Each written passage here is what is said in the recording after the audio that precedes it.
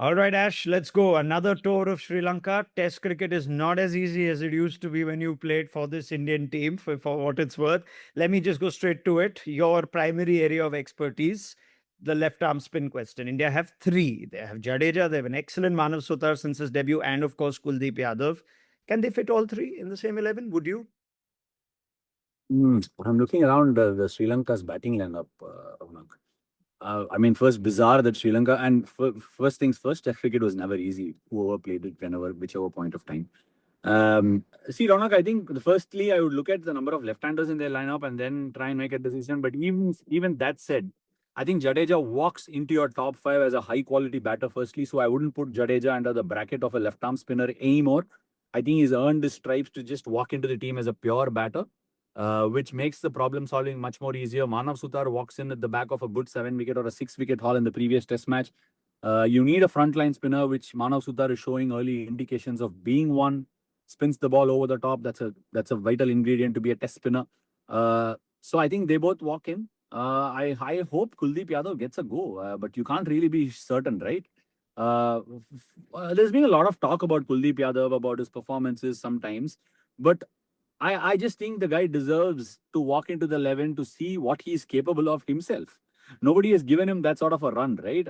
As a cricketer, when I've played or even when I'm watching, I would love to be, I'd love to be given an opportunity if I was there, or I would rather say a player should succeed and fail on his own terms. And I think Kuldeep has earned the right to walk into the 11, make a contribution. If he fails, he fails. That's okay.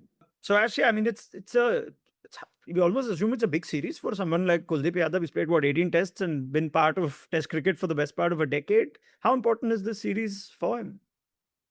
It's extremely important, Ronak. And if you look at the way he's been looked after and the way he's been treated, I think it's a very important series from his personal point of view. I'm sure he'll be desperate to do well, but I really hope. See, I think every player is desperate to do well, and there is pressure naturally when you walk into a test match representing your country, wanting to win a test match for your team. I really hope that the staff, the coaches, the players around him put an arm around his shoulder, look after him well, and make sure he feels nice about himself and to lean into someone and not feel the pressure to be able to execute and exhibit his skills. At the end of the day, he's very skillful. We all know that. I felt somehow that under Rohit Sharma, Kuldeep Yadav really came into his own and he was able to express himself so wonderfully well. And I really hope that Shubman can look after him. The coaches can put an arm around his shoulder and he has a series to remember. I just feel the guy deserves it. Been a very earnest, hard worker, put in a lot of effort. And I just think I was hoping that his time would have come earlier, but let's just see how this goes. And I think it's a very, very important series for him. Now, you've been in this sport before yourself, even after years and years of cricket, where team combinations tend to unfortunately miss out on a key. Constantly. Never did I miss to enjoy those moments. I loved those moments because it almost felt like I was in the heat all the time. So it became second nature to me. It was like eating lunch, eating dinner. So I just after a point of time that was normalcy for me. Would there be a word of advice for someone like Kuldeep, I wonder now? Because in all fairness, unless you're saying right now that if we're hearing that spin-friendly wickets will be offered in Sri Lanka and India can play all of Jadeja, Sutar and Kuldeep in the same 11 regardless, but And Saransh Jain too. Saransh Jain too. but if one Just person has to miss out and if it is Kuldeep again, I wonder what you'd want to say to him. I just say take a small break. Golf's a nice place. Head to the fort. Take a couple of days leave from the team. Speak to the coach and just go to the fort. Enjoy the view and probably watch the test match from there. I think being inside the dugout and the dressing room, knowing that you won't play again and again, can be extremely frustrating. And the last thing you want to do is just hang around that dugout, and look at one another's face, wanting to find an answer as to who really left you out of the side. So it's a vicious circle, Ronak, and I'm so glad I don't have to go through that anymore in my life. And I don't envy Kuldeep for being in that situation. I wish him the best, and I have the best of prayers for him to do well too. All right. And you have said that you believe he should be playing in India's 11 regardless. Right. Okay. Let's go to the other spin question because the spotlight might well be, Ash, on how India's batters play spin given recent events in India, the series against South Africa, and before that against New Zealand. Do you sense that is one of the biggest points that you'll be focused on, how India's batters play spin? Kind of, yes. The fact that Rangana Herod is no more a menace from Sri Lanka's perspective can really help. Sri Lanka is a very interesting place to tour if you're a spinner. It can look like it can be very spin friendly, but if you don't get the right rotations on it, and if you don't get your line right, it can be a very difficult place to tour to, and especially Galle, where India begin. The Sri Lanka know their conditions better. They know how to use the drift in Galle. Galle is one place where you get a massive amount of drift from the ocean side, and picking the right bowlers to bowl from the right side is also going to be a tricky one for Shubman. If you're playing 3 or 4 spinners, rotating them and giving them the right ends is also kind of a challenge that he'll have to encounter. But that said, I think Sri Lanka don't have the spinners that can ideally. There are two facets to Test cricket, right? Ever since DRS dawned upon, line has become very crucial. Can you land the ball within those set of stumps and hit the stumps? Keeping that every form of dismissal in play, which induces the outside edge eventually. I just feel Ramesh Mendis is a high quality spinner, but can he trouble the? I saw the practice game and I felt like he was way outside off stump to some of India's left-handers, and they will punish you all day long, irrespective of the kind of pitches. Can he keep the stumps in play? Can the left-arm spinner keep Shubman Gill quiet? Are they too slow through the air? And that's my initial thoughts when I saw all of them. Kesara, then they have Ramesh Mendis, then I have Sonal Dinusha. My first impressions, and Prabhat Jayasuriya, if I'm not wrong, Prabhat is also there. So all of them, can they be quick through the air and keep the stumps in play? If they can put India under some pressure, because it is one of those countries where the ball that goes straight on comes quicker than what it does in India. So LBW is big time in play. And if they can keep the stumps in play, the old demons inside the India's batsmen, the old demons in the mind that the batters might carry, might just start resurfacing once again. Okay, let's talk about a new batter perhaps. Now, Devdutt Padikkal's made a compelling case, Ash, for a number 3 spot in Sai Sudarshan's absence. The last time he batted number 3, there were all sorts of debates and discussions, and you know that series when he was picked at Perth. Has he become a different batter now? What sort of role do you see for Devdutt Padikkal? Is he a lock in the first test at number 3 for you? I think he should walk in at number 3, Ramak. And even when he was picked at Perth, I don't think it was a wrong call at all, to be honest with you. I always have time for Devdutt. A very disciplined batter. In fact, when we played India A versus India in that practice game at Perth, he batted beautifully. He on a very tricky surface, he countered Siraj, Bumrah, and I can't remember Harshit Rana, and they didn't lose a wicket for an entire session. And that wicket was very tricky. And Devdutt and Abhimanyu Ishwaran, both of them batted beautifully. And I think Devdutt should walk in at number 3. And even before the series, when Sai Sudarshan was in contention, I believe Devdutt had made a case in point to get ahead of even Sai in this particular format. Has loads of runs in first class cricket, makes runs for India A. If that doesn't count for anything, I don't know what else will. Again, just like Kuldeep, you're saying, I mean, in the case of Saransh Jain and now Devdutt, I really wish they get a nod and they perform very well, because that's in many ways a success for India's first class system too. Okay, let's talk about Bumrah. And I'm going to try and phrase this right. There's no doubt he's India's best pacer. He's not going to be part of this series. But do you feel India have already shown that they can win test matches without Bumrah? Barring Mohammad Siraj, this is still a relatively inexperienced pace bowling lineup. And yet, Bumrah missing this series, does it seem like as much of a huge glaring miss as it perhaps would have been if this was a tour somewhere else other than Sri Lanka? How big is Bumrah's void for this series? If this is a battle of spin, this entire series, you don't feel the pinch of not having Bumrah. But to actually say that have India learned the art of winning test matches without their best bowlers? I'm not too sure, Ronak. that's a very interesting observation to make. I didn't think you would make that. I personally think India's bowling stocks are going to be where the biggest challenge will lie in the future. I think India will keep producing batting talent. Whether that batting is test sufficient, that also time will answer. But what I'm seeing from KL Rahul, from Shubman Gill, I think there is enough to show us that these players are willing to bide their time and be good test batters. But India's bowling stocks will continuously need some push, will need some looking after, because test format is putting body on the line. Be it a spinner or a fast bowler, every part of your body is going to, start giving in at some stage. And Jasprit Bumrah has done some wonderful service for this Indian test team.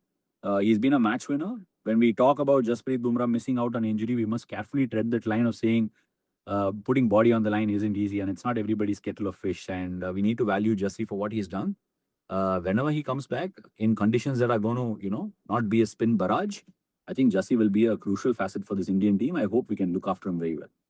Could you give us your hierarchy of India's pacers? Of course, Siraj, I'm assuming, would be your number one pacer, but in Prasidh Krishnan, the exciting prospect of Gurnur Brar, Akib Nabi at the back of his domestic success. Uh, I think I've mentioned all the seamers they do have. What is your pecking order in terms of India's seamers? Firstly, they need to answer the question whether they would play two seamers or four spinners. Um, uh, just in the past, I've seen situations where they want to play that extra spinner. It just feel like the batting lengthens. That would have happened if there was no Gurnur Brar. I have a small suspicion that Gurnur Brar will walk in ahead of Prasidh Krishna. Whether I agree on that, not too sure. I think Prasidh should come in. Some amount of stability is needed to run a very good dressing room and create a great atmosphere. Uh, but just the fact that Gurnur Brar walked in earlier than some of the other batters to prove his batting prowess in the side game is suggesting to me that Gurnur Brar might sneak in, saying that he does have more batting potential. I hope that doesn't happen, because if they're looking for batting potential, they shouldn't look farther than Saransh Jain. Uh, but yeah, who knows? I have a small suspicion that Prasidh might miss out, and I hope it doesn't happen, and Gurnur will play the first test. It's a suspicion, not saying it must happen. All right. Lastly, I want to talk to you about Rishabh Pant and what this series could mean for Pant, given everything that has happened, where he stands in India's plans for the other formats. And now he enters his one almost undisputable format where he's been such a fine player. It looks like India also have no problem playing Pant and Dhruv Jurel in the same 11. So I just wonder what your views are on Rishabh Pant, what your expectations are of him, and how big this series is for him. Wasn't he a captaincy candidate sometime back? He Raghunath? was vice captain and then Didn't he captain the test match at Guwahati as well? he did against South Africa. I wouldn't want to watch a shot like that in the first innings, especially when you're captain and chasing 500 odd at 590, whatever that was. Look, Rishabh Pant, the batter, the test batter, is gold standard as far as I'm concerned. Plays cover drives in slow motion. Almost looks like 150 is slow for him. When he defends against spin, looks $1 million. When he wants to attack, and when the attack comes off, it again looks $1 million. But his decision making has been suspect, Ranak. Whether we agree or not, there might be people who will contest me on that, and I don't mind that, because I'm never worried about that. See, having been in the dugout and also watching from here, I think decision making is what separates good players from the great ones. And let's all face it that Rishabh is not an automatic choice in any of the other formats. 4 or 5 years ago, he was the blue-eyed boy of Indian cricket, just about getting backed in every format, supported in every way possible. But what happens as an individual is, when you stop getting backed and when your decision making gets questioned, a lot of doubts start creeping in your head. There have been suspect decision making on his part. And now, every time he wants to make those choices of shots in a game, he's got to double guess what he's going to do. And that cannot be easy. All of a sudden, he is going to find himself wanting to attack a little lesser, or maybe attack with a stem of doubt in his head, which is not going to augur well. But for Indian test team's good and Rishabh Pant's own well-being, I hope that he can play percentage test cricket, which in itself will be at a high strike rate, which in itself will do wonders for the team, which in return will also give him good numbers. I'm not suggesting he doesn't have good numbers. He has great numbers in test cricket. And there is only one person that can spoil Rishabh Pant's test party, and that's himself. And I hope he doesn't do that, and he serves India for a long time. All right. Uh, I think this is where I might have to ask you to just build your ideal first test 11. And from the chat that you've already given me, let's just help you with that. KL, Jaiswal, Devdutt Padikkal, you said, is an absolute lock in at 3. Shubman Gill, Pant and Jadeja. Sutar, lock in as well. Pant, Jadeja, and not Sutar at 7. Yeah, Ronak. Sutar I at think 8. Jadeja. I'm going to fill the 7. 7 now after this. So Sutar at 8 is what I've put. Yeah. If batting is going to be a key aspect, I would play Dhruv Jurel as the extra batter at number 7, because Jadeja is anyway giving you that number 5. Then 8 is Manav Sutar. Then the way Siraj clubbed 4 sixes in the practice game, maybe Siraj deserves a promotion to number 9. And then 10 and sorry Kuldeep. 9 is Kuldeep, Siraj is 10, 11 is Prasidh. All right. So you've picked Kuldeep and Prasidh, which takes me to Sarfraz Khan is back in the side. He is. I wonder if you are willing to tell us what the team management actually thinks about Sarfraz, who was in Australia and just does not feature. Everyone seems to want to cut the queue for Sarfaraz Khan. And there's a little birdie that's told me that the team doesn't believe he can play in certain conditions or against certain type of players. He's back now. How close is he to making the 11? I don't know, Ronak, whether Sarfraz is on there on the basis of the fact that he can sweep and reverse sweep, and that's going to help them counter Sri Lankan conditions. Uh, See, look, I think what they believe must be communicated to the player, Ronak. Whether you think Sarfraz Khan's good against spin, you tell him you're good against spin. Work on your spin game. You're a lock for us in domestic in subcontinental conditions. And that's what we want you to do. And that's a lot of clarity, right? And Sarfraz Khan can build a career based on that particular statement. He doesn't have to bother then wasting time on playing seam, leaving those balls, looking nice against seam, wanting to prove it to the selectors. Whether he wants to do that in the extra time he might try to accomplish is up to him. But he can most certainly give you what you want from him in these conditions. And it's not like other teams haven't done it, right? A lot of other teams walk into subcontinent. For example, Peter Hanscom from Australia. They believe he's got a great defense and he comes on subcontinental tours and he works on that. And I think New Zealand have also done that to a certain degree. So I would say that amount of clarity needs to be communicated to the player. Whether the player challenges you saying, hey, you know what, I can play in other conditions, that's up to him. That's why cricketers go on to become great cricketers, right? They go on to represent the country because they defy the odds and they will defy your statement, but that's okay. For me, Sarfraz Khan is a fabulous player, very, very good player. Can he do wonders for India in certain conditions? Absolutely, yes. Would I say that he can do it across conditions? Maybe not.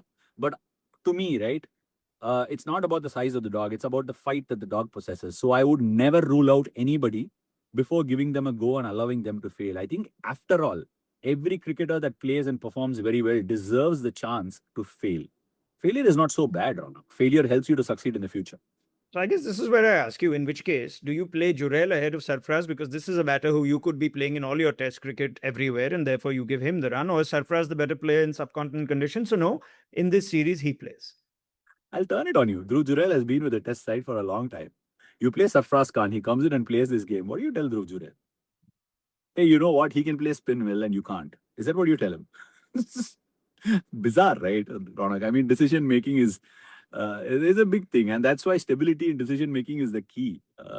It's hard when you're building team ethos, and you give a mixed messaging to every single player on the basis on whims and fancies, and then at your present situation, then it can be very, very dicey. So it's hard. I picked Dhruv Jurel because Dhruv Jurel has got some tough runs also at different stages of a very short career so far in Test cricket, and he's a good player. We know that. Then if Sarfraz comes into subcontinental conditions, you are telling Dhruv Jurel, Sarfraz is better than you in these conditions. And when we go to tougher conditions, South Africa, Australia, and England, we want you to come in and do a job. How does he feel about that? That's interesting. It's a good wait to watch. As of now, I think selections are sometimes seeming to be box office. So I'm waiting to see how the first test opens up. A few more years before you're eligible to apply for chief selector, Ash. But anyway, I'm before happy where I am, Ronak. Thank you. let's wrap it up. 2008 was the last time that India lost a test series in Sri Lanka. Mutai Muralidharan was still playing. R. Ashwin was still to make his test debut. So India do have a proud record in Sri Lanka. But given what we've seen on spin-friendly conditions, which we do expect in Sri Lanka, is this India overwhelming favourites in this two-match test series, Ash, or could there be something else on the cards? Series Conditions can make these. On pure quality, I think India's batting trumps Sri Lanka's batting to a large degree. India's bowling stocks also trump them. The conditions will bring the team closer, and Sri Lanka rightly so, and they must. If I was sitting on that fence, I would play on wickets that bring both the teams together. And why not? Sri Lanka would have watched India play against spin over the last 12 months or 18 months and say, hey, you know what? Let's put a Bunsen burner here and see how it goes. And I want to watch that. A lot of people might think, hey, that wicket, this wicket, and all that sort of stuff. I think cricket is about a lot of variables, and people, if you want to be a good test cricketer or good cricketer for that matter, you should be able to adapt to different conditions. You should fail and try to succeed and come out on top of the other side. So to me, Sri Lanka will bring the conditions closer. They will play two aces, which means the wicket will spin. They will play their brand of cricket. Can India like really dig in deep and show that they can shut games down? There is a bit of inexperience in that Indian batting lineup where their decision making is suspect, which is where they'll have to show that they can shut games down, especially when the wicket's turning. You cannot allow a foot in the door to the opposition. So that's where I want to see some complete closing down of situations. That said, I think India have a very, very good side, but Sri Lanka will make this a much more harder contest than what we all assumed it would.